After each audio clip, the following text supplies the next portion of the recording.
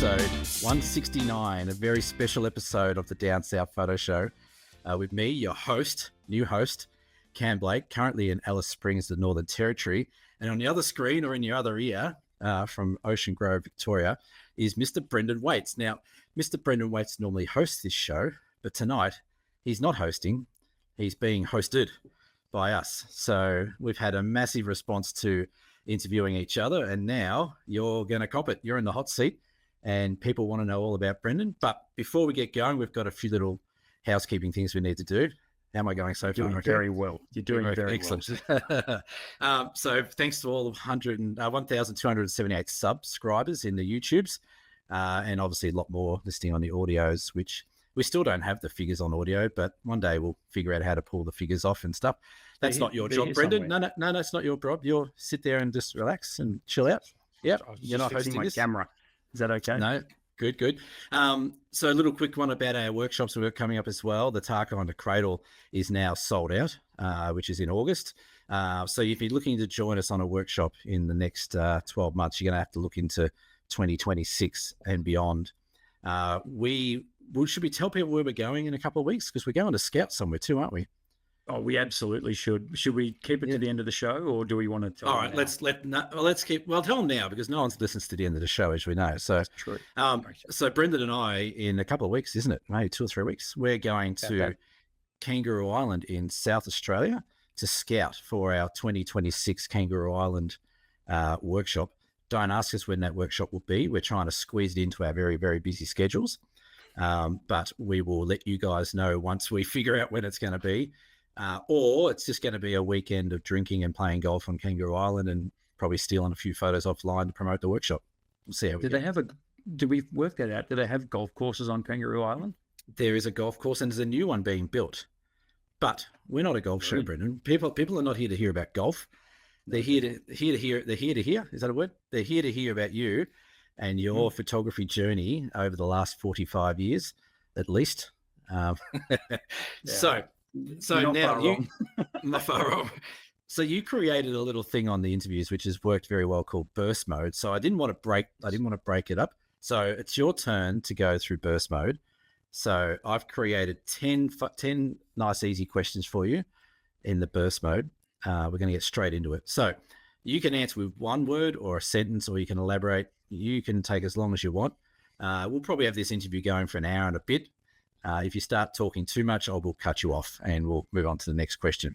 So it's like being at the Oscars. You get played off. Can you have some music that can some music get played off? You keep my wife's name out of your mouth, or you get slapped. That's right. So are you ready, Brendan? Are you ready for this interview? Have you been a bit nervous about this interview? Not at all. This is the easiest Down South Photo Show episode I've ever done.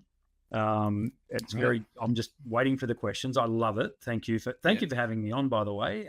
That's okay. I've been a big fan of the show for years now, and thank you for the opportunity for coming on. Look, when ready, I'm happy to answer any questions you might have.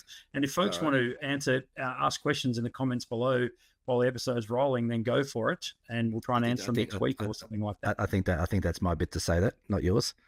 Yeah, if you guys would like to ask some questions as we go, we can put them in the comments below, and we can answer them in next week's show. Right, burst mode. Go. Stop. Yeah, I'm ready. You're not hosting. All right. First camera that you owned. One of these. Well, actually, the first camera that I owned, my own camera, was this Pentax K1000. It is not the first camera I used, but it is the first camera that I owned. First camera. What was the first camera you used? Was it a box brownie or something like that, or? I put a sheet over my head. No, it was a Hanimex compact 35mm camera that my dad owned. Right. Yeah, I borrowed it and took it on my year 12 geography excursion down the Great Ocean Road. Where else? Right. Okay. Do you remember, did you take your own film with you, or did your dad supply the film? Was it something like, here's the camera, Brendan, go take some photos with a bunch of film, or were you sort of into it at that point already a bit? No, I wasn't into it at all. In fact, I vaguely remember getting the camera. I must have asked mum or dad to put some film in it. I mean, or dad at least to put some film in it, or at least give me film, and then I worked out how to put film in it. Yeah. I can still remember the camera. It was a black camera because most compact cameras back then were black, 35 mil, with a little slidey face on it. Yes, I know that one. Yeah. Yeah. And it had 35 written in red. it might have done, actually, yeah. And it might have had a red line on it or something. Yes. And yeah. And I remember, I reckon I shot 24 rolls of film, and I know 24 rolls of film. Sorry, 24 exposure film, I should have said. Oh, right. Thank you for picking that up. That's okay. And if I dug really hard, I could find those photos. I've still got them. And I have a photo of, this is how old I am, Cam. I have a photo of when London Bridge on the Great Ocean Road, London Bridge, was still intact. Right. Very good. All right. That would have been 1990. 1990, I would have been just starting high school. Yeah. So we a couple of weeks ago we interviewed the wonderful Cheryl, and she mentioned in her burst mode that her folks kept some of the first photos that her and her brother ever took. Do you remember what the first photo you took on that Hanamax might have been? Well, it would have been on that, probably on the bus. I was going to say a selfie. Yeah, something. Yeah, it could have been. No, but I think it was like just, how does this work? And probably just took a photo on the bus. That photo might have got thrown away, but I know I kept the landscapey ones and the group photos. I've got photos with a couple of schoolmates that are. I'm going to have to dig that out at some point and find it, because it's bring on the next episode. All right. Now you've had a bit of gear over the years. I know you've collected a fair bit of stuff, as I do. What's the oldest bit of gear that you still own, and why do you still own it? Well, I don't have my original K1000, which I'm bummed out about. I don't know what happened to it, to be honest. It's one of those things that, you move, things go in boxes and they get moved around, and I don't know, they end up in places, God knows where it is. But the oldest, so I have a K1000. This is the one you sent me a couple of years ago. I actually now have 3 of them, but I also have a Pentax Spotmatic up there, which is actually older than the K1000. So and you can see, I'll get it, shall I? Yeah, get it. Yeah, props are good. Yeah, props are good. So that's the Spotmatic, and the difference with the Spotmatic, as you know, Cam, is it has a screw mount lens. So that thing. So, and the K1000 was one of the first with the bayonet mount, where you would. Yes. So it was a lot quicker to change lenses. You would just push the button and take the lens off and line up red dot to red dot and that sort of thing. Yeah. But you can see two very, very similar cameras. So it's not the K1000. So what is the oldest? Well, it looks like it's that Spotmatic is the oldest. Well, no, that's not true either. I do have a box Brownie at the shop. Yes. Which was made in Heidelberg. Right. Oh, yes, at Kodak Heidelberg, where my uncle used to work. Yeah, that's right. And it's mint, like it's in brilliant condition. And I put a roll of 120 film in it just prior to BFOP last year, and I still haven't finished it. And I think it only takes 6 photos. We have a tendency to use 35mm or film cameras and not put film through them over a couple of years, don't we? Yeah, it's true. Right. Next burst mode question. Editing or printing? What do you prefer doing more? Oh, printing. You prefer, yeah? Yeah, definitely. I mean, printing's cool. I mean, I'm fortunate enough to run a printing business. There's a printing shop, Ocean Grove Camera and Photo. The backbone of my business is printing. And even today, I got to put the big 44-inch Epson through its paces. It's got 9 color channels, for God's sake. And the color gamut that thing gives me now is incredible. And there is still that buzz of seeing your image come to life on print. Yeah. I mean, I enjoy editing. Don't get me wrong. I much prefer when I get the edit done to a point where I can print. The printing. Yeah. Okay. Cool. Obvious question that we have to ask: composition or exposure, Brendan? All right. Next question. Composition by a country mile, by the length of the Flemington Strait. You know what? That question has been asked a lot on workshops lately, and it's almost 50-50 these days. No, it's not. Yeah. That's okay. So it's not them. Okay. Do you remember your most favorite photography moment? Like when and where was it? Like, was there one moment, Ooh. like one of my biggest fans of you, my biggest love of one of your images is that kangaroo on the water shot. Mhm. But would you say that was your favorite moment? Or was there another favorite moment that you was taking a photo? Maybe it wasn't the greatest image, but maybe it was a nice moment, or something special happened that you took. I love burst mode because that is a classic question without notice. And yeah, I mean, the first image that came to mind was the kangaroo on the lake, which we'll show later on. Yeah, Um, I think it's retrospective though, because that image has gone on to be very popular. It's gone on to be one of my, well, easily my best selling image, which is great.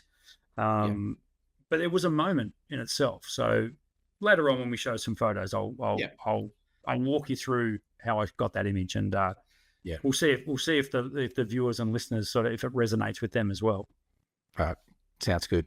Okay, if you could have your time over again, what do you think you would change about your photography journey? Would you reckon you'd be exactly where you would be now, or would you be doing something different entirely? I know you've been in retail a while, but you obviously love retail as well. But if you could have your time over again, would you reckon you take the similar path, or would you try something different?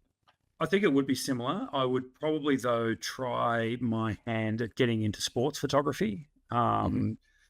As you know, I'm a big sports fan, Yeah, and I loved speaking when we had Michael Wilson on the show, the AFL photographer, a couple of months ago. I was fascinated by his story. I love sports imagery. I love good sports photography, and I think I would have loved to have got into that a lot younger. I can see that maybe heading towards the back nine of my life. The that mainly maybe becoming more of what I do, particularly yeah, like local sports events. I love going to the local footy with my camera. It's good, it's yeah, great fun. You get some really cool shots. yeah, But I also really enjoy photographing big sporting events as well. I've been lucky enough to photograph a few, but yeah, I'd love to do more of that. What I mean, it's just the lifestyle appeals, yeah, traveling, going to big sporting events and capturing those. And I think I've got the skill set required to do that now, but yeah, I'd love to give it a go, as I say, on the grand stage at a big important sporting event. yeah. Excellent. Who's your favourite host of the Down South Photo Show? Without question, it would have to be Glenn Lavender when it's Yes, but he took over. I was going to say he's hosted more shows than I have. That bloke. Awesome. Okay, to go on burst mode, then we'll start getting into the nitty gritty of it. What makes you I tick? like it. Yeah. What's more important? Putting money into experience or putting money into your gear? Oh, that's a no-brainer. Gear is great, and the mechanics of the industry and when new gear comes out, and I get it. I get all that. These companies have got to survive. They've got to pay employees. They've got to make new product and all that sort of stuff. The difference between a camera from 2010 and a camera to 2015 is not that great. Yeah, yeah, true. There hasn't been it hasn't been leaps and bounds since probably 2010. It's really just been faster autofocus, more resolution, blah, blah, blah, blah, blah. As primarily a landscape photographer, that stuff's not that important to me. And Yeah, proof's in the pudding. The travel that I did with you last year to Utah, the workshops that we're doing now, the travel I've yeah, done through Europe, Africa, these sort of places, it's just, it's all about experience. And it's all about, going to these places to capture them. yeah, It's like, you've got to have a good composition for the light to fall on, where you've got to have a great place to take a photo of. So it's the experience of going to these places for sure. yeah. Very good. All right, one last question in burst mode. If you could have a lifetime membership for the Melbourne Football Club, or a lifelong membership to any golf club in the world, what would you choose? The Melbourne Football Club. I knew that'd be the answer. So, all right, cool. All right, so what we're going to do, that's the burst mode. Thank you for playing. You go home with a free set of steak knives. Well done. Brilliant. So what we're going to do, we will share some of your examples of your work as we get through there. I've got a series of questions that we'll try and get through here. And I've thought long and hard about these, Brendan. I've known you for 20 odd years and we're best mates and we know each other pretty well. And I think I know what makes you tick and I think you know what makes me tick. or not tick. But I don't know if everyone out there really gets Brendan Waits, because you're always the host. You're always sort of just sitting out the topics and we have a bit of a discussion about it. I'm usually the one putting my ass on the line on this show and getting chewed out and being all open with details. Now it's your turn to maybe let us into the world of Brendan Waits. So obviously the biggest one is, like, obviously we all know you're from Swan Hill. That's where you grew up. Is that where your photography journey started, in Swan Hill, or was it more so after you left Swan Hill, or where did it all start for you? No, it definitely had its genesis in Swan Hill, just after year 12. Well, probably. So I did year 12, got that Hanimex camera, used that, and then went to uni in Ballarat for a year and a half, where my academic career started to interfere with my social life too much. So I gave that the flick pretty quick. Yes. Excellent. Look, I enjoyed my 18 months at uni. I went to uni and studied business tourism, believe it or not, which I did enjoy it, but I think I was jack of education by that point. And I came back to Swan Hill, so that would have been mid-92, and my brother had just come back from the States, and he bought a Pentax K1000 through duty free. Yeah. And then decided for some reason he didn't want it, or it just wasn't his thing. Yeah. So he gave it to me. And by that point, I'd probably put a couple of rolls of film through Dad's Hanimex camera. And I don't know whether that was where I got the bug for it, but I happened to be dating at the time a girl who was very keen on her photography, and whose uncle was a very, very keen photographer. And he had a lot of old Pentax gear, Spotmatics, ME Supers, that sort of stuff. Yeah, okay. So she was shooting with those. So when my brother had a K1000, it was like, oh, okay, well, the systems all marry up. We can swap lenses, that sort of stuff. So was that the only thing you swapped, or? Yeah, it was actually. Okay. and I think from there it was like, okay, let's have a go at this camera. Let's try and work this out. Like, and I learned very, very quickly about manual settings on cameras. So playing with aperture in particular. It's cool. The K1000, it's got the look at this, kids. It's got an aperture ring right there. Yeah. You can turn and it clicks. And it's very, it's very tactile. It can work without a battery. It's amazing. Yeah, that's right. And you've got this light meter where you just put the stick in the middle of the gap. Yes, that was it. Yeah. So would you say though, like, would you say the camera was like, how I spoke about mine last week, where I thought it's more the camera and the tactile feel that I got sort of fell in love with. Do you think you were a bit similar with it? Was it more about the camera mechanism than the actual output of a photo? Or no, it was definitely no. For me, it was definitely the imagery. It was definitely what it could do. When I saw my first photos, I remember quite well getting a couple of rolls of film back where images had depth of field, like where I had subjects in the foreground that were out of focus and subjects in the background that were out of focus, and I'm shooting on probably on that thing, probably like at f2 or something like that, or 2.8 or whatever, 50mm f2.8, and then that to me started to look professional. If that makes any sense? Like, because you remember 35mm point and shoot cameras, they had no depth of field. They didn't have shallow apertures or anything like that. They basically they were pretty much, I would have thought, f8 or f11 or something like that. So being able to shoot at shallow depths of field and use that in landscape photography as well. I think I remember vividly going down to Warrnambool and just camping down there, and there was this really cool sunrise. There was lots of beautiful oranges and stuff in the sky. And I waded out into the water with my K1000 up to about chest height and got almost eye level with just little breaking waves. Yeah. And got those sharp focus with out of focus background clouds, but all the color was there. Yeah, right. And you could see the reflections on the water. And I came back home, so it must have been around 93 by this point. And a friend of mine was having his 21st. And I went to Crazy Clark's or whatever, the cheap place in Swan Hill, and got a crappy little frame, an 8x10 frame, and put my Warrnambool sunrise photo in it and gave it to him for his 21st. Yeah, cool. And it was really well received. Like it was like, hey, that's pretty good. And Yeah. that kind of little bit of encouragement, particularly from your peers. Yeah. You're sort of putting yourself out there. I mean, this is the early '90s. Very blokey with all my mates and that sort of stuff. And Yeah. I show an interest in photography, and and open up to them to show them that I'm quite into photography. To have that be well received, I think was a turning point for me. Yeah. Sorry, getting back to answer the question. This will go all night if I don't just answer the question. No, you're good. No, you're good. That's good. This is good. Answering the question is that, it was definitely the output of the image over the gear at the time. I think I was putting the image first pretty early on.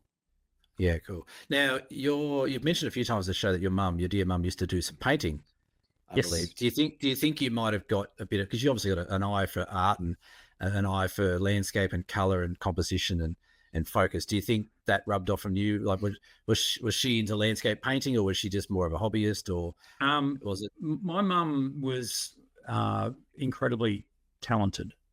She was not taught at all in arts or crafts or anything like that, but everything she turned her hand to, she mastered. Right. She could play piano by ear, which was amazing because we normally use our fingers, right? But she could play by ear. That's a clear lavender joke if I've ever heard one. A dad's joke. She could sketch, paint with watercolors, charcoal. She was a cake decorator. Like she made my wedding cake, with intricate Australian native flowers all made out of icing, that sort of stuff. Like mum was, she was incredibly talented and just produced incredible work. Never professionally, ever. Always just as a hobby sort of thing. But being around that as a kid and seeing what your mum was doing and stuff like that, that's probably rubbed off on you a bit as well. Where, my grandmother used to paint as well. Same sort of thing. I'd be like, oh wow, look at how she created this color, and taking photos would be the same. So there would have been some rub off from there, I'd imagine. Yeah, I'd say so. Yeah, definitely. In fact, I mean, going back a step before, when I got my cameras, like when I was in high school, my mum, I think maybe even for Christmas, gave me the box of 72 Derwents, the Derwent pencils. Yeah, they're awesome. And I do remember enjoying, I think even in like year 11 English, and I wrote a story for some exam or whatever, and I decided to draw a picture for it to go with it, like an illustration for it. Yeah. I can't remember what it was, but I know that's what I did. And it was, and my English teacher at the time was chuffed. They were like, people don't normally do, like kids don't normally do that.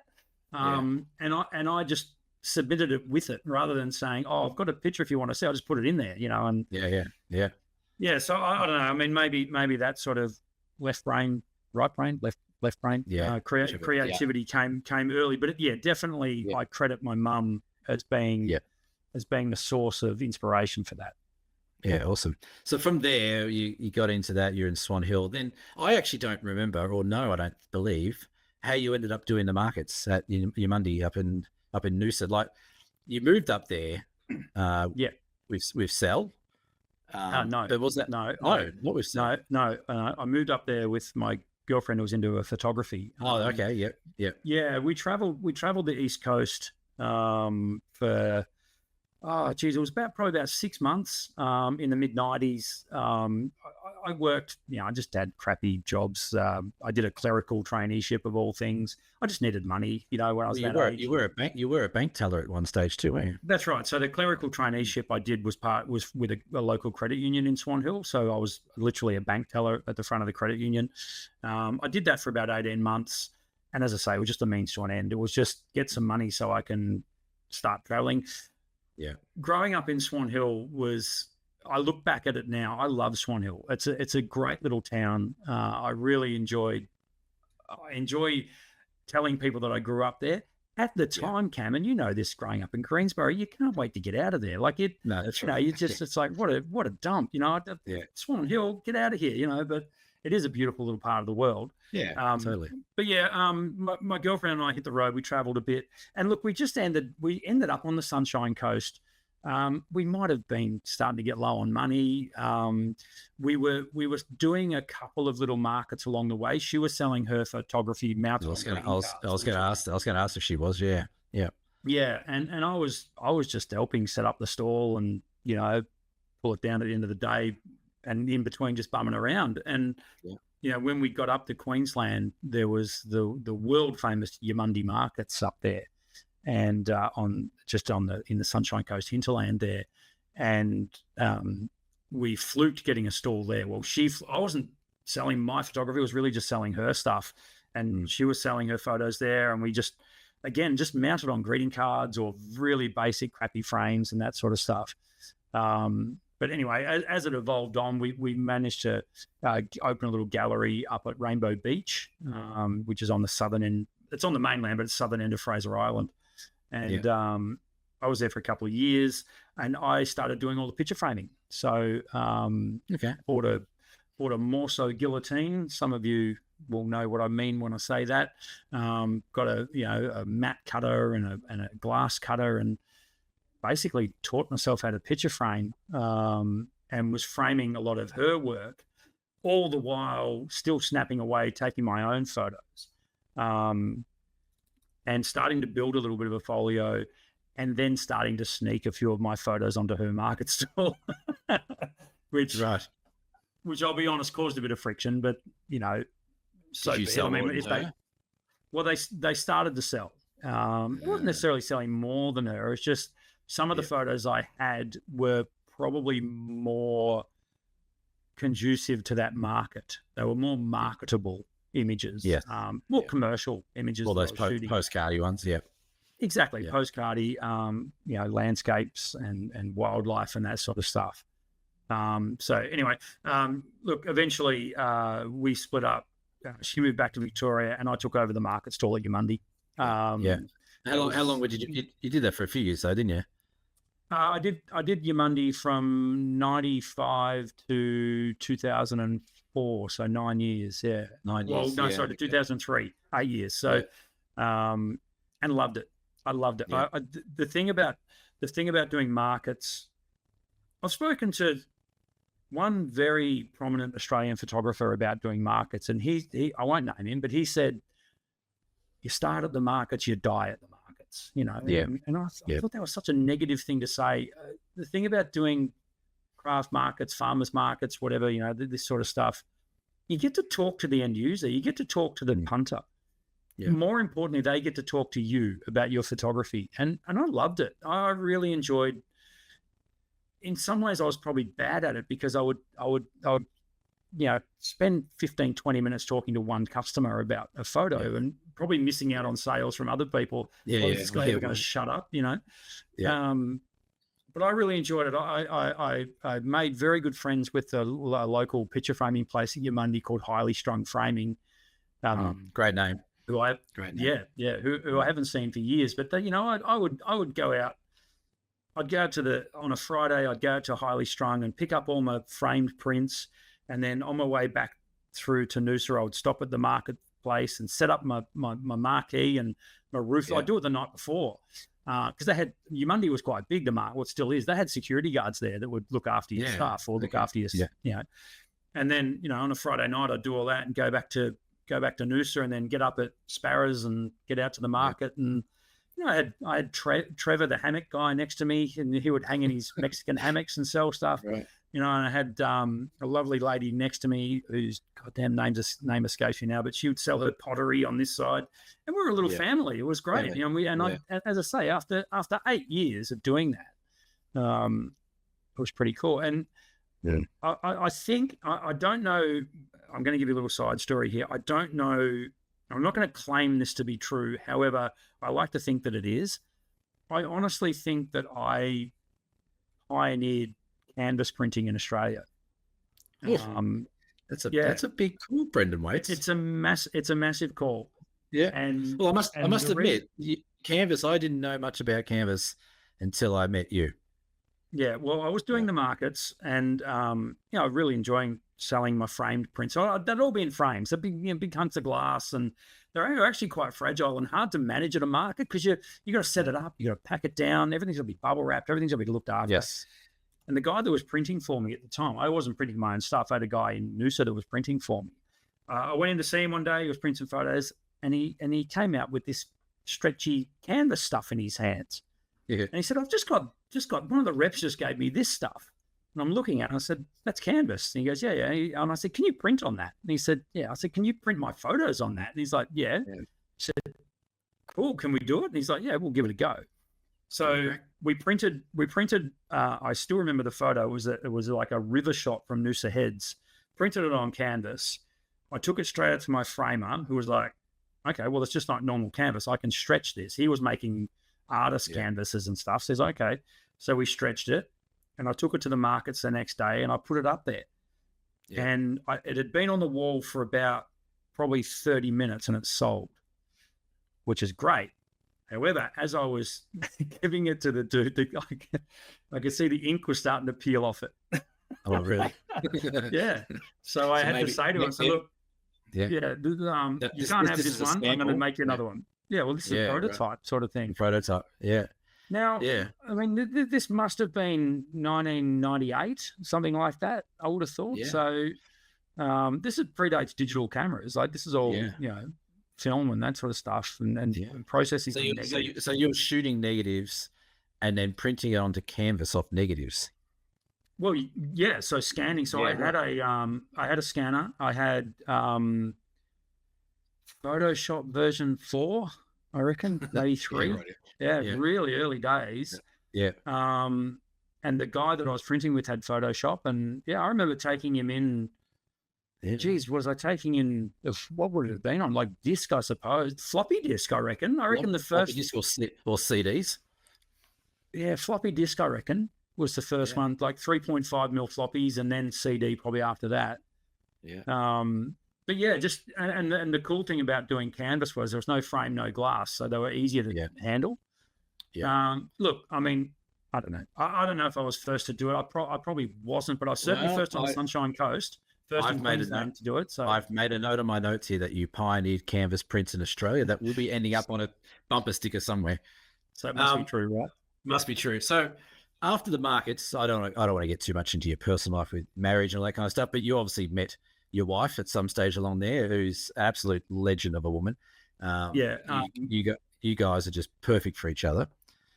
Thank you. We like to think so as well. Sally and I were actually high school sweethearts. Sally's from Lake Boga, just at the road of Swan Hill, and we grew up together and started dating in high school. But then went our separate ways for that 9-10 year period, and it wasn't until 1999 that we reconnected, and in 2001 got married. So, so the journey then in photography was you're a married man now. You've got to sort of make a living. We've got to make a real living out of this now. Well, you disappeared overseas for a while, didn't you? You went and worked over in France or Switzerland?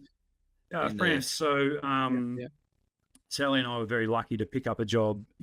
So I left the Yamundi markets at, when was that? 2003. 2003? Yeah, so 2003, sort of midway through the year, Sally and I landed a job running a chalet in the French Alps, just through a mutual acquaintance. Just an easy job running a chalet in the French Alps, just nothing. Cam, it was the most ridiculous job. I still look back at that sort of, and we only did one season, and the season there's 20 weeks or 22, 24 weeks, whatever it is. It was hands down the toughest job I ever had. I had to learn how to be a concierge in a 5-star silver service chalet. We completely bluffed our way through the interview. We convinced them that Sally could cook, and she can, and she could. Sally made menus for this place. Anyway, long story short, we got to spend a season in the French Alps and then travel Europe for a year, basically, on the money that we earned working in the chalet. And then came back after that. I also did a bit of photography for the company that owned the chalets while I was there. On my first digital camera, which was Any Olympus. guesses? No, I've told you before. have you? Oh God, maybe a Canon PowerShot. No, it was a Fuji 602Z. Fuji. Right here. I'm going to start Yeah, making more notes for this show. which ran smart media cards. Smart media cards, which were thinner than a piece of paper. So when you came back, yeah. So when you came back from overseas, it's probably been the most important meeting happened in your life. You came back from overseas and got a job working at a camera shop in Melbourne. Is that correct? Yeah, I'll tell the listeners that story. It's real quick. Basically came home from broke. Both Sally and I had no money. Yes. Our stuff was in storage in Bacchus Marsh, and the only reason it was there was because that's where Sally's sister and brother-in-law were. So we just shipped all our stuff from Noosa down to Bacchus Marsh, and they chucked it in storage for us while we went overseas. So we knew we had to come back to Victoria just to get our stuff. But I spoke to my brother when we were coming home, and I said, "Hey, can we sleep on your floor for maybe a week or two while we find work?" And he was in Brunswick, and he was like, "Yeah, that's totally cool." And got back. I reckon we got back on a Friday because the next day, remember the Saturday Age, Cam? You remember that? Yeah, I remember the job section of Saturday Age. Yep. The Saturday Age weighed more than this computer monitor I'm looking at right That's now. right. Yeah, it had 125 pages. Yep. It was crazy. And I got the employment section out and I opened a few pages and I saw the Camera House logo. And it said Camera Action, Camera House, sales position, selling cameras. And it might as well have said Brendan Waite Supply here. Like, yeah, you have the job. It's surprising there was an ad in the Age because Paul and Tina were tighter than a fish's bumhole. For them to actually run an ad in the Age was quite surprising, but I'm glad they did. Yeah, but you got to remember, Cam, this is 2004. This is back when there was actually money in camera shops. Oh, that's right. Yeah, that's before they started with 5 million and ended up with 2. That's right. So you answered the call. Yep. Yeah. And it was late October. It was just, I basically, I think I called them and sent them a resume, and they called me back real quick. And I had interview with Franco. Franco, Mr. Bank. Franco the Tall, and he basically sat me down and asked the backstory. Within 3 minutes, he just said, "When can you start?" It was he knew straight away. He was very good at picking salespeople, and he knew that I'd fit in okay at Camera Action on Elizabeth Street. Went in there and met Cam Blake. And the rest is history, they say. Do you remember what the first camera you sold as was there at Camera House? Do you remember what the first day was like working at Camera House? Yeah, I do. I remember I made a sale really early. The first compact camera I sold was an Ixus 30. It was $995 on sale for a 3-megapixel camera. You've got an incredible memory, I tell you. I just remember that because I always knew it was around $1,000, the first sale I made. And then that afternoon, I sold a Nikon D70. Yeah. Not that one right there, but that would have gone down real well with the old sales people in Camera House watching this new blood come in and undersell him or oversell him in the first day of his job. I've got to be honest, Cam. I did feel a bit of friction. It would have been. I can tell you that there would have been. Yeah, it was not from me because I couldn't have cared less about selling cameras, but from others. This guy, he's just coming in here and he's just, he's off the street, wet behind the ears, and he's cameras are walking out the door. What's going on? So it was. Yeah. Now, just to clarify, you did drop the F-bomb in the interview. Thank you very much. I'll leave you to bleep that out. I'd leave it there. I think it should be fine leaving it there. We're all adults here. So then from there, you stayed at Camera House for a little while, but then you and Sal built a house down in Ocean Grove Way and picked up and moved down there. You started working at Geelong Camera House for a while. I think you were managing that. You were managing there for a while, weren't you? Yeah. So I had basically we fell pregnant, and when that happened, we decided that when our child was born, I would resign. And through our pregnancy, we built a house here in Ocean Grove. Mm-hmm. The reason Ocean Grove was because I guess it was because of that sort of 10 years I had in Noosa. I fell in love with the coast, even though I was brought up on the Murray River. I fell in love with the coast the time I had on the Great Ocean Road down here as well. And, when we were traveling Europe and we decided to start a family, we knew we would have to work for a couple of years to get the money together to make all that happen. And through those conversations, like, well, we want to move back to Victoria to be around family. When we have our family, where would you choose? And initially, I reckon it was straight away. We were like, well, the Bellarine Peninsula, because it was still, and it still is to a certain extent, not overly, it's not as populated as the Mornington Peninsula side. It's still, it's sort of the good hybrid between being in the country and being on the coast. So, so that was Ocean Grove. So that, we decided to move down here, and then I went straight into Royd House Camera House in Geelong. Yeah. Did you transfer as such from Camera House, or did you? No. I fully resigned. I had about 5 or 6 months off in between when Abby was born. Yes. And it was great. I got to spend the first 3 months with Abby. I was doing a bit of part-time work with my brother-in-law in Bacchus Marsh Plumbing, of all things, and doing markets. I started up the markets when we moved back to Melbourne. I did Flemington Racecourse, Flemington Racecourse Market. I did Yarra Glen. I did Red Hill a couple of times, and I reckon I bumped into Tom Putt out there when I was doing that.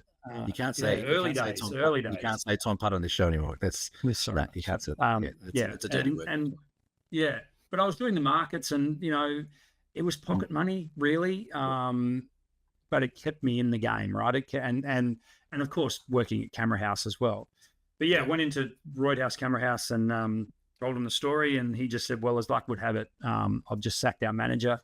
And that was another case. And he straight away said, "Look, you've worked on Blood Alley in Elizabeth Street. That kind of experience is invaluable. Come on board." So, and I loved it. And I've got to say, as soon as I got into that place, I started making changes. It's like, that's not how you sell stuff. Well, I'll show you how to sell stuff. And that's not how you run a business. So on the back of that, it's a really good segue into what you're doing now, because you left Camera House in Geelong. Did you always have a desire, like all through this period of time from working at Camera Action, then working at Royd's down at Geelong, was there always this master plan going on in the background that, I reckon I can do this and do this better as my own franchise or my own business? Or there was always the desire to work for myself again. Yeah. So as I'd done through my market period, doing the Monday markets, being your own boss, setting your own agendas, that sort of stuff, answering to no one. I really, I understood where I was in the hierarchy at Camera Action, and I understood where I was at Camera House as well. And you're right, I was made manager at Camera House in Geelong pretty quickly, which was great. And I really enjoyed my time as manager there. I made some good friends with the staff who were there. I'd like to think I was an okay boss. I had to make a couple of hard decisions, let a couple of people go, that sort of stuff. But that taught me a lot about running my own business. Yeah. The master plan wasn't necessarily to run my own business independently. Originally, the idea was that I was going to buy Geelong Camera House. Right. Okay. And I went to the bank and had the door slammed in my face by the Commonwealth Bank. Yes, I'm happy to name and shame them. Yes. I had the door slammed in my face at the ANZ because here I was with nothing really. I mean, I had a mortgage. I had 2 young kids at that point. I had a steady job, but I was ready to give all that up to open my own show or do my own thing.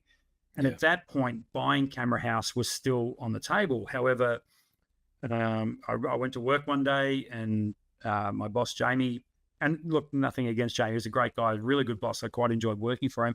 He just rocked back on his chair one day, turned to me and said, "We're not for sale." And it was like, okay, all right. And that basically was the catalyst. I think within a week I resigned. And I was just like, you know what, I'm at that point I was late 30s, so 38, 39. Huge decision at that age with 2 kids, mortgage.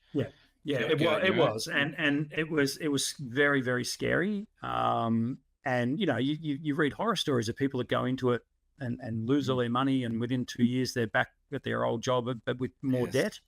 That really, there was a genuine worry for me. But I don't know. I think I backed myself in. Like I knew that I could sell. That was one thing. I had a track record doing that. But again, that desire just to be my own boss, I think, was the main thing. And it came to pass. I remember sitting in the kitchen table inside there, and I was like, what can we call ourselves? And I always thought a Camera House was a great name. I thought it does what it says on the tin, and so I thought, what can I be called? And I was looking initially for a domain name, and I just thought cameras and photos. That I need to have camera or photo or something. Well, camera and photo, like surely that's got to be taken. So I typed that into the search engine, and lo and behold, cameraandphoto.com.au was sitting there available. And went, that's me. And within an hour, I'd done a basic little crappy logo, and then it was on, like, let's find a shop, let's get it done. And the Bendigo Bank, that's the ones who put their asses on the line for me. Basically gave me a line of credit to to get it happening, like an overdraft, a line of credit, and good sponsors of the show, Bendigo Bank, aren't they? They still hold some of our money, don't they? Is that them? Not with the Bendigo anymore for camera and photo. Right, okay. So we'll scrap that bit out about the Bendigo Bank. Cool. And how long has that been going? That's like 10 years. 13. So I'm in my 13th year now. So we started in May 2013, and it's now 2025. So we've gone into our 13th year. Here in Ocean Grove, and it's been a journey. So do you feel like you are where you should be in your photography life right now? Like, you're obviously running the camera and photo. It's been going really well. Is there still a bigger fish to catch for Brendan Waits, or have you reached that moment where you think, well, you know what, I'm successful, I'm running a retail store, I don't need to do anything more apart from this pays the bills? Or is there a bigger desire for you? No, there's definitely more. It's not that I want or need to be busier. I'm busy enough with my job, but I think there's got to be more to it. And over the last 13 years, we've had some massive hurdles to overcome. There was a point pre-COVID, so like around, I reckon, 2017, where we were not doing well. The business wasn't great. I don't know, maybe there was a bit of a financial crisis at the time worldwide. I can't quite remember how it played out, but I know that it got a bit sort of dire at one point. And mate, that's and you know how it is with a small business. There are sleepless nights, proper stress. But the overarching vibe of, I'm still my own boss, and I still call the shots, and I don't answer to anybody. That kept driving me, I think, and kept the motivation strong, which was great. And at the end of 2018, or sort of midway through 2018, I did open a second store in Torquay as well. Which was basically, the idea was, it was just going to be a carbon copy of what I'd done in Ocean Grove. I needed to expand. I didn't need to. I wanted to expand. My ego got the better of me, and I wanted to see where I could take this thing. I had visions of franchises and all that sort of stuff going on. And 2018 was, it turned out that was the better. Things improved in 2018 for some reason. Things got better. I was able to do more workshops. I was able to just sell more prints. I was able to, print for more people. I think my website was redesigned in 2018 as well, and it became a lot better, a lot more efficient. My online print ordering system took off. That was great. So I opened a second store, naively thinking that I could run halve my time across both stores. Wasn't that a mistake? But anyway. Well, it wasn't. Well, you roll with the punches. It worked for a little bit, but then, like you said, you sort of learn from that. So what we're going to do, we're going to have like a mini break in between. I've got a couple of questions left, but what I want to do is bring up some of your photos. Hopefully you've loaded them up because I can't see them. You're actually still hosting this show, technically. So how very self-indulgent of me, but yes, I know you still got control over things. But let's go through some photos, and I want you to give me a little bit of a, not 1,000 words, but maybe give me 100 words on a few. Yeah, words, so. if you are listening to the show, this is the part where we implore you to pop over to YouTube at some point and check out. This is the part where I'm meant to say that as host, aren't I? Yep. So if you are listening to the show, pop over to the off the audio, and you'll see some visual likes that you might enjoy. So this image I've shown on, I think I've shown on the show before. We did. Recently. This is one you did a couple of weeks ago. Yeah. And the reason I want to put this one up again is because this was one of the first images I ever made money out of. So when I went and got the film processed for this, the lady who processed it said, "You've got an amazing photo of a pelican here." And when I looked at it, she's like, "Can I get a copy of that? Like, I'll give you some money for it." And and that was one of my first photos that ended up on the market stall at Yamundi. Creatively titled Golden Pelican. How did I come up with it? Whilst taking off someone else's yacht, apparently. On a Pentax, on the roof of a houseboat, on a Pentax ME Super. And I reckon I want to say this was shot with the 70 to 210 push-pull lens. Yes, familiar, remember that thing? Was it a Vivitar or a Pentax? Oh, it was probably a Vivitar. It was an absolute piece of crap. I know that, but I shouldn't say that. It was actually built really well. Like, it had like the stainless steel mount and all that sort of stuff. Classic example. It didn't matter what lens it was. You sold the picture of the Pelican. Yeah, that's right. Remember those days were great though. Remember, you used to go and get your film, and the person that did your film goes, "Oh, geez, you've got some good ones in there."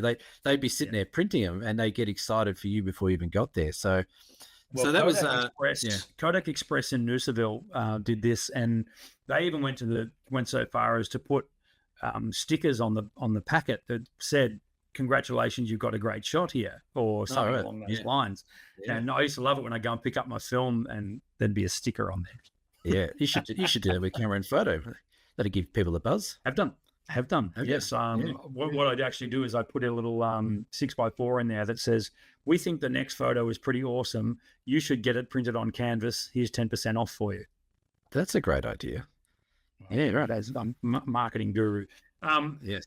So that's the pelican photo, and then next is the kangaroo photo that you spoke about earlier. Yeah, this shot is an iconic shot. Now, you said before that you were, I quote you, pioneer canvas prints in Australia. Did you pioneer this shot as the first? You're gonna regret saying that.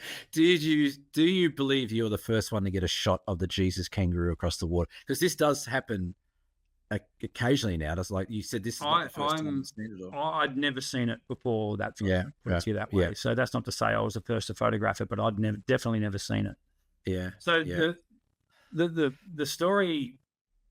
Look, the reason I'm sitting here talking to you now, Cam, is because of this photo. There's no doubt. This is the photo that got me going. This is the one that, it's like, oh man, I've got a really cool image here. And not even to this day, like this photo was done, I can tell you exactly when it was taken. It was taken on the 9th of August, 1998, or the 9th of the 8th, 98. The planets aligned that day, and I was out there camping at Lake Catharaba, just outside Noosa Heads in southeast Queensland. The hills you can see on the horizon there, that's Noosa Heads. And I'm looking. I've never noticed those hills before. So I don't know whether or not this is a nicer scan that you've done or recently enhanced the scan, but I've never noticed the hills in the back of that shot. Always been there. And it was just after the sun had come up. You can see the trees on the right-hand side. There's a bit of sunlight on them. So the sun is well and truly up, which was great because it gave a nice bit of silhouette effect on the kangaroo. And I just finished taking a bunch of photos of roos that were hanging around, all on film. And I was about to put my camera down, and this kangaroo came along and sat at that point on the left-hand side. Now, I knew that water was only 6 inches deep. And you can't tell that it's 6 inches deep, but it is. No. Yeah. And the kangaroo sort of looked at me, looked at the water, and I just put my camera up instinctively. Like I knew this thing was going to take off. And to give you a bit of a feel for it, it's dead quiet. There's no wind. You can see the lake's almost a perfect mirror. Yeah. And basically it went something like splash, splash, splash, click, splash, splash, splash. That was basically it. So you only got the one frame of that moment. You didn't get multiple I've frames. got that one, and then and this is a manual wind camera cam, so I had to hold my I had to hold my breath because I knew if I took the photo too early and I had to Yeah, wind on, I you missed. wouldn't have got it dead center. Yeah, And mate, you can run a tape measure over this thing. That kangaroo is dead center, and that is the full yeah, piece of 35 mil frame of yeah, 35 mil film. So, yeah, I got it right. I mean, I'm stoked. I love this photo, and as I said, lucky to have it. yeah, yeah. But That's and it was it's classic. it was a shot that sort of put me on the map, if you like. Yeah. Well, that's the first, like that's one of the first shots I remember seeing from my memory of your work, and I remember thinking to myself, "All right, that's lucky. You lucky bastard. You've done really well then." Because everyone wants a shot like this in their portfolio. They want some, if you look through my work or you look through your work or anyone else, that we've had on the show, there's one iconic image that they're probably maybe not known for, but they're probably the proudest of, or the moments the most special. But that's easily for me. That's your top of the list, and I think you agree. But Yeah. and the thing is, No, what I think, what I love more about this photo than anything else is exactly what you just explained then about, this is on a wine camera. You can't just hold the shutter down and do 20 frames a second and pick the one you like. This is all timing. It's there's a bit of luck involved from being there, but it's all timing and skill to get that shot. It's a one-off. No one else has it. It's a one-off. It's a classic. Yeah, thank you. I'm very proud of it, and I've been lucky enough. Last count, it was like 35 different countries that this has been sent to. This image, Right.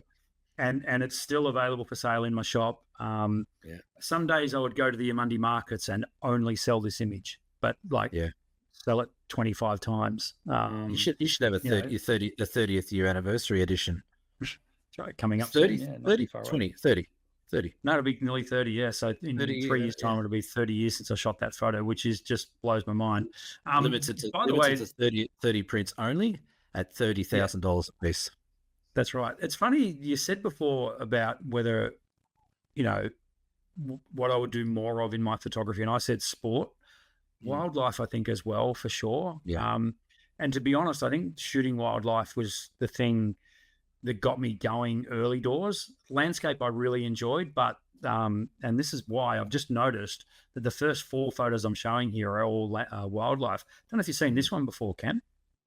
I have seen that one. That's on Fraser Island or whatever they refer to that now.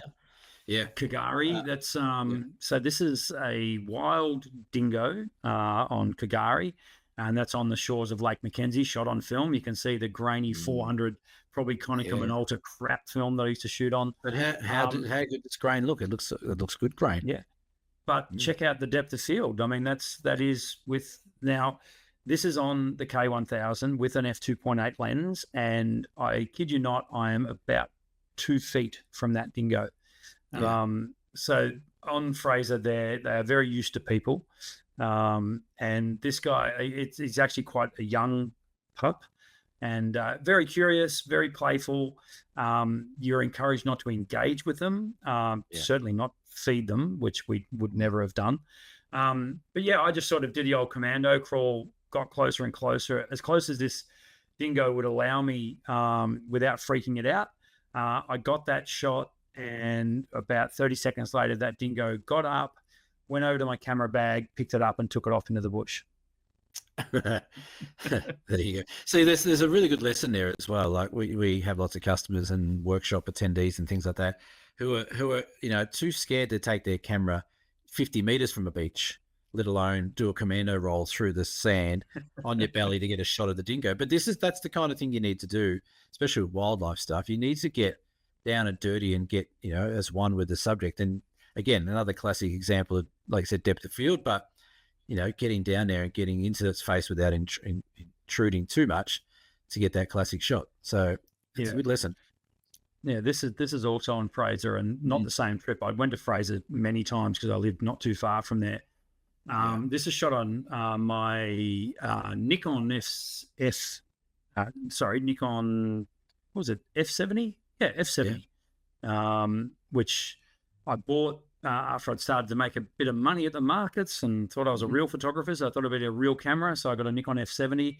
The reason I'm showing this photo is because this photo. So when I was living up on the Sunshine Coast, I want to say in about 2001, maybe 2001. It must have been 2001. They had a Commonwealth Heads of Government meeting, also known as CHOGM. Yes. And the Queen came and stayed at Twin Waters Resort on the Sunshine Coast. And I was very lucky to have that very image there chosen to be hung in the Queen's room. Really? So yeah, That's yeah. I didn't know So that story. That's cool. yeah, I was found. They found it at the someone spotted me at the Yamundi markets. I had that Yeah. photo in my collection. They were looking for Australian wildlife photos.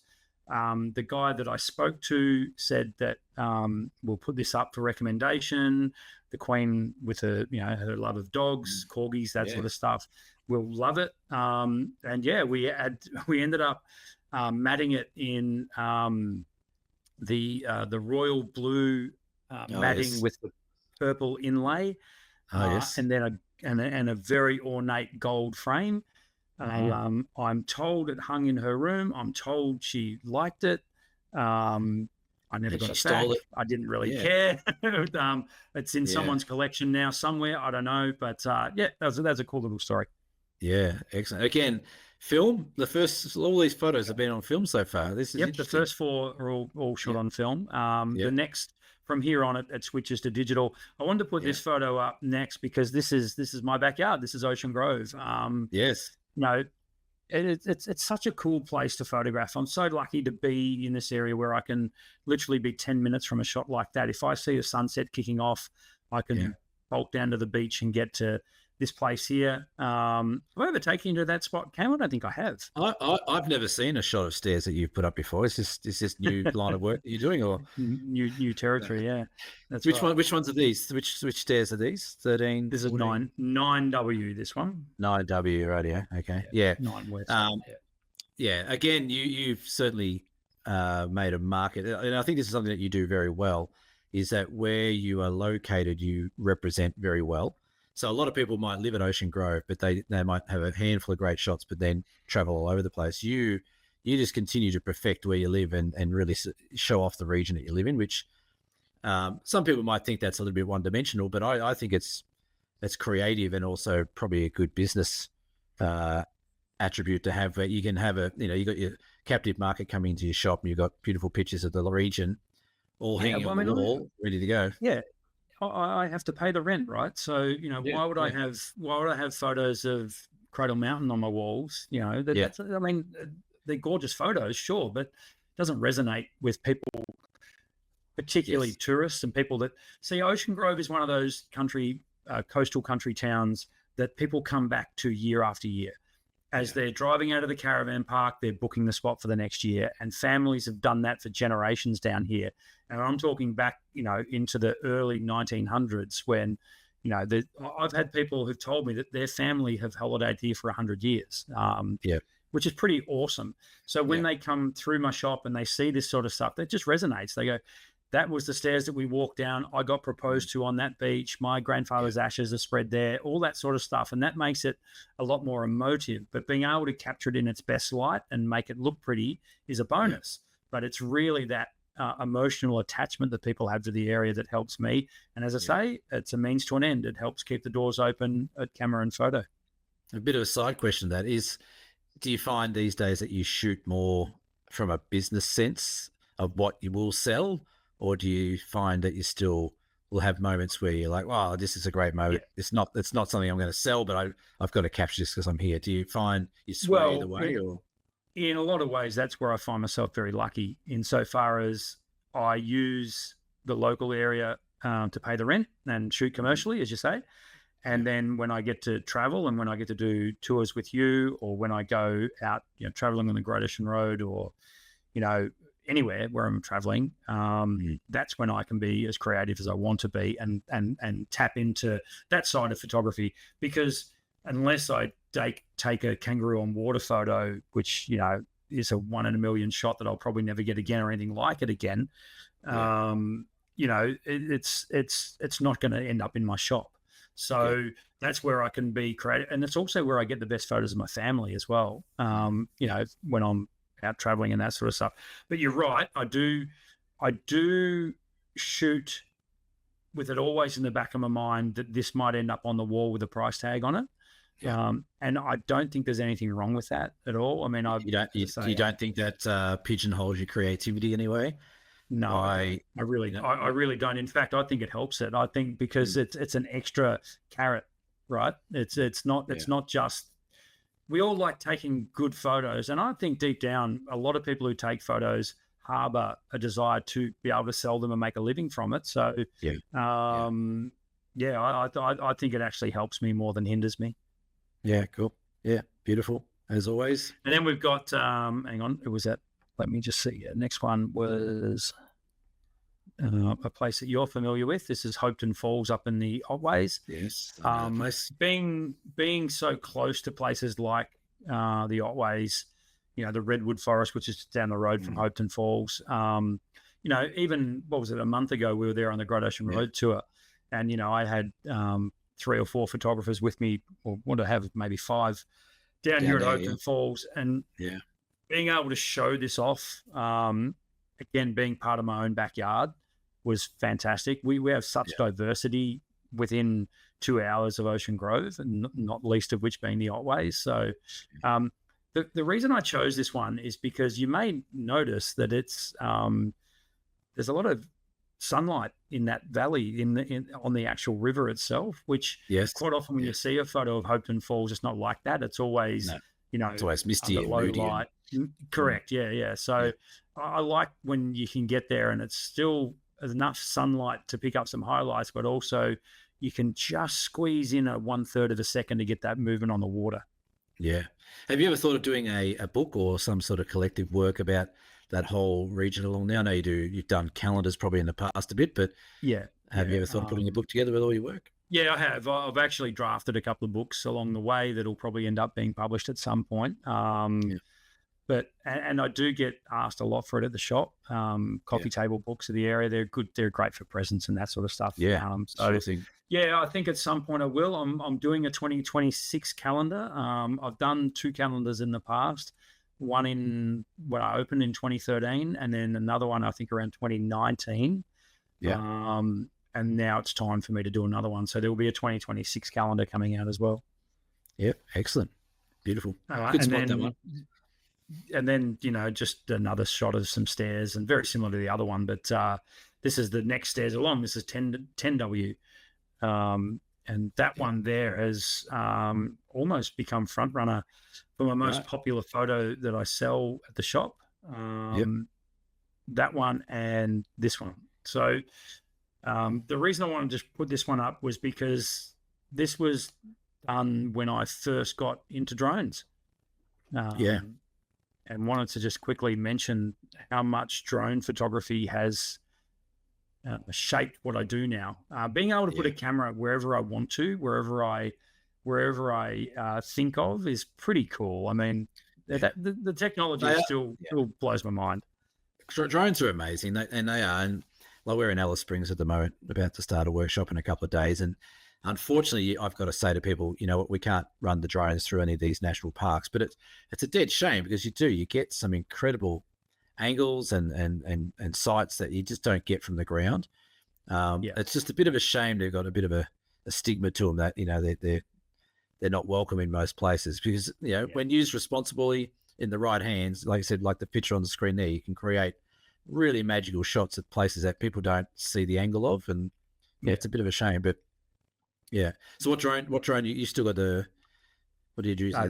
This image was shot on the Phantom 4. Right. Yeah. So it's a little bit older, but now I've got the Mavic 2 and I'm pretty close at pulling the trigger on a Mavic 4. I think the Mavic 3 was a really pathetic upgrade to the Mavic 2, so I didn't really bother. The Mavic 4 though has got some pretty cool features on it that it's also $4,000. Yeah, that's right. I mean, I have to sell a few more photos, but that's all right. We can make that happen. One cool thing about this photo is I quite often have this on the gallery wall, the shop wall, really large.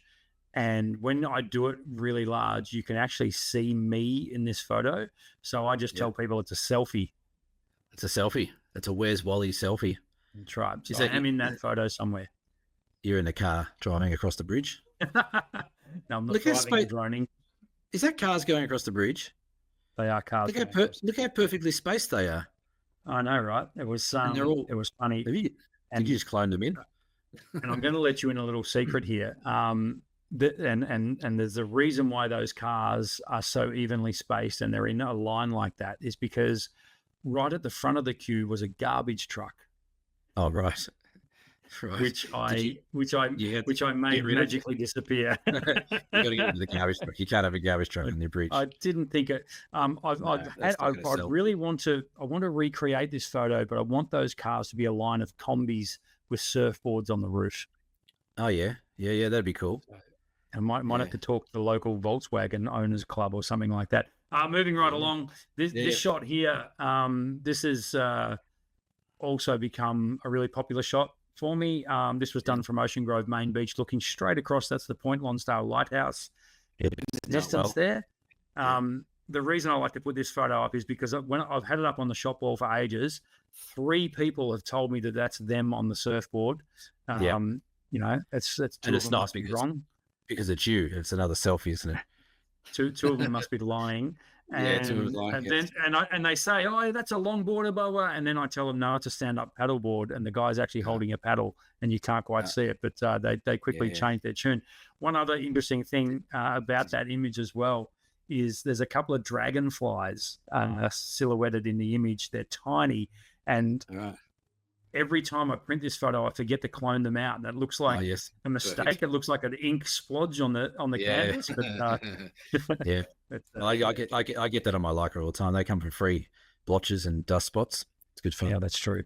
And then last but not least, I wanted to put this one up because I yeah. really enjoyed, and it's not just to plug what we do, the Murray Mallee workshop, which is having a year off next year. I think we're going to do it again the year after. Yeah, You that go to sounds Kangaroo right. Island, apparently. Apparently, Kangaroo Island, if we can get there. Yeah. I think, well, you were there when we, we've done this twice now. There's Yeah. something I really enjoy about putting people in the right location. And you can tell they're all like, yeah, well, this is nice, but, it's just a bend in a river. And then the Yeah. paddle steamer comes Paddle along steamer and it comes, yeah. completely changes everybody's thought process about that location. And they're hooked on getting the photo of the paddle steamer. So, Yeah. It's like a preconceived idea as well. Like, I must admit, I was the same when we first did that shot. Like the tree, the river's lined with these beautiful river gums, and they look great. But you're sort of like, oh yeah, it looks okay. Put a paddle steamer in with those river gums on the mighty Murray, and that's a story just in every frame. And that's the amazing thing about photography as well. You can add just one element in and turn it into something really important and exciting as well. Yeah. So that's it for the photos. But if folks, if you want to see more, cameraandphoto.com.au will be linked below. I was just saying that, yeah. Well done. You still can't help yourself. You've got a host, don't you? All right. Well, we're going pretty well. I've got 2 more questions for you, and then we'll let you off the hot seat. 2 more questions. They should be fairly straightforward. And then we'll go. Is that the next door neighbour's dog barking again? That bloody dog, fair income. I mean, it just knows. It knows when I'm recording. Look, it's just going to bark for a while, guys. That's okay. It is. Go throw out some beef Wellington. That'll do it. So, if you could get, and the other reason I'm asking this question is because I look at you every week and I look at your background and I know that little quarter of a poster there is the Back to the Future poster. If you could have a DeLorean and you could choose a different profession away from photography, what profession would you want to be in? What would be your ultimate profession to be in? Probably take into account. I was going to say, keep into account you're still married with 2 kids and a mortgage. Yeah, I probably a teacher. Okay. Yeah, I think I love teaching. I love teaching photography. I love imparting knowledge to people. Aside from the fact that I get to make a living out of it, that's fine. Yeah. There's something money can't buy, and that's that moment when people get it. And I've mentioned this many times on the show that, when I do the entry-level workshop and even the simplest thing like you put the camera up to their eye and you show them how to focus it, and they say to me, it doesn't look focused. And then you just adjust the diopter and they're like, yes. oh my God, I was blind. Now I can see. the Yeah. smallest thing. Simple things. Yeah. Yeah, that moment of connection where all of a sudden the camera, it's not this hunk of metal anymore. It's a creative tool. Yeah. That when your customer makes that transition and you feel like you've started them on some kind of journey, I love that. And I think I would get the same out of teaching. I really enjoy improvisation. Like, for example, with my kids, if we go camping, like I'm forever making up games or, telling stories and having fun and that sort of stuff. And I think probably like a primary school teacher, I would have probably gone down that path had photography not got hold of me. So yeah, I think that's where I would have ended up. I can see you being a teacher. I reckon that'd be good. There you go. Yeah. You'd be one of those good teachers who have a beer on the weekend if you catch up afterwards and stuff like that. All right. Last question. We're not going to leave it on too much of a downer, but so a couple of years ago, a good friend of the show, Tom Pudd, who I said earlier we don't mention, but we'll mention him. Him and I were sitting around the fire at the after party for BFOP. One of the first years him and I went there, and we started talking about this whole photography game that we do, taking photos, doing prints, editing, hard drives full of stuff. And we sort of started talking about what was the whole point of it? Like, why do we do this? What's the point of it? What are we doing it for ourselves or whatever? And we narrowed it down to a phrase that we thought fitted us both, and that was leaving a legacy behind about what we saw while we're on this planet. What's the legacy that you want to leave behind once you're a bit further on in the universe? Well, what's the one thing that you want people to look back at and say, gee, that Brendan Waits guy, he was X, Y, or what? What was he? That Brendan Waits guy put a camera in my hand. Yeah. Okay. That's where I would love that. I mean, if there's one person out there that says that, that guy put a camera in my hand, like, I keep mentioning it that, I got into camera retail because I needed the money. There's no doubt about that. But I quickly learned that money is not the be all and end all. It certainly can't buy you happiness. But what does can buy a camera? It can buy a camera. What gets me going and floats my boat a lot is when I get someone in the store and I know that they've got it, they've got the eye for it, and this is where phone photography has been probably helped a lot because I have people coming in and they're showing me these beautiful photos on their phones, which is great. Like they're photographers, they're taking photos, that's excellent. But you can tell they're ready. They're ready for, okay, what else can I do with photography? And that's my kind of customer. And running an independent camera store that I do, I qualify sales and I can see, all right, I can tell that you're into your landscape. Okay, then let's talk about what you might need to become a better landscape photographer. And get the tools in your hand, and then they'll do my entry level workshop, and I've booked them. And I think that's great. And yes, again, there's a financial side to it, but the main drive for me is still being able to get them out there taking photos. Well, I think that goes back to also what you said about wanting to be, or, if you had another profession, teacher would be what you want to do, like putting the tool in someone's hand that people can go and grow with. That's the same thing. You're sort of helping them with their growth. So, awesome. Yeah, awesome. Well, cool. I think you've survived. I think you survived the hot seat, Brent. I think we did pretty well. Well, the questions were good for a start. I hope I didn't rabble on too long and bore the crap out of people. But it's cool. It's good. It's good to sit back and reflect, like you did last week, and it's been quite the journey. I've thoroughly enjoyed it. I'm happy with where we're at. I'm looking forward to doing a lot more of it. I've still got a lot more to give, even though, as I said, I've slid quietly into the back nine of my life. But I'm very, very much looking forward to what the next probably 10, 15 years brings. And look, more of this, more of the Down South Photo Show, I say. This has been. Should we franchise it out? Should we franchise it out? No, you don't. No, you don't understand, Cam. You got to do one thing really well rather than two things half-assed. Oh, really? That's what I've been going wrong. Well, thank you, Brendan, for your time. It's been a pleasure getting to know you. I'm sure the viewers have enjoyed listening to you and your journey from the humble beginnings in Swan Hill all the way to, being the second host of the Down South Photo Show. We have some beer donations.